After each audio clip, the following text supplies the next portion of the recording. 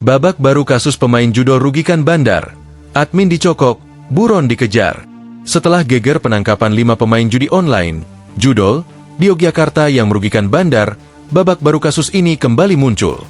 Kali ini, bukan pemain yang jadi sasaran, melainkan pengelola situsnya. Direktorat Tindak Pidana Siber, Ditipid Siber, Bareskrim Polri menangkap 3 orang yang diduga mengendalikan jaringan judol nasional dan internasional dengan barang bukti hampir 900 juta rupiah. Ketiga tersangka diringkus di sebuah apartemen di Jakarta Utara pada 19 Agustus 2025. Mereka berinisial Mr., BI, dan Ava.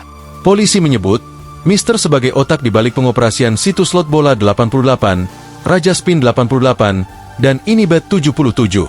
Situs judi tersebut diantaranya, slot bola 88, Raja Spin 88, dan Inibet 77. Penyitaan uang tunai sejumlah 887,8 juta rupiah, kata Direktur Tindak Pidana Siber Bareskrim Polri Brigadir Jenderal Himawan Bayu Aji, di Bareskrim Polri, Rabu, 27 Agustus 2025. Dari tangan Mr., polisi menyita uang tunai 887.850.000 rupiah, 4 rekening bank, BRI, BNI, BCA, 9 ponsel, 3 laptop, 3 modem Wi-Fi, 5 kartu ATM, dan 4 buku tabungan.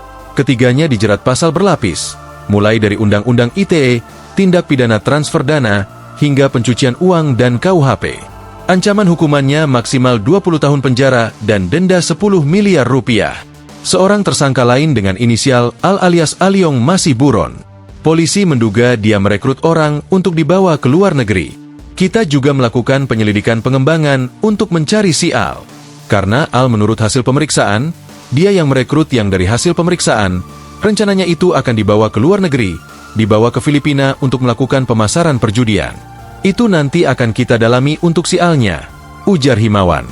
Kasus ini berawal dari penangkapan 5 pemain judol di Yogyakarta pada 10 Juli 2025. Mereka memanfaatkan celah promosi akun baru untuk menguras bonus yang disediakan situs-situs judi.